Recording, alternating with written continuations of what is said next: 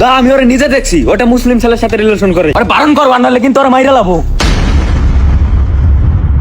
থাম থাম বোন, তুই সনাতনী মেয়ে, দুর্গার রক্ত, কিন্তু তুই আজ এমন একটা ছেলের কাছে নিজের জীবন বিসর্জন দিলি যে তোরে বলছে সিঁদুর হারাম, মূর্তি পূজা শিরক, আর তোর নাম বদলাইতে হবে।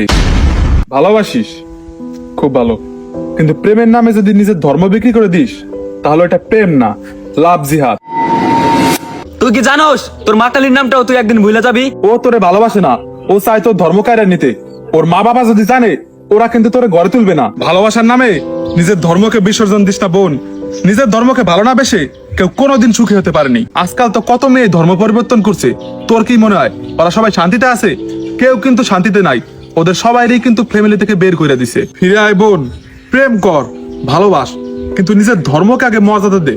সিঁদুর মুছে দিয়ে, নিজের নাম বদলে দিয়ে ঈদের কোরবানি দেখে যে হাসে সে প্রেমিক নয়, সে ধ্বংস।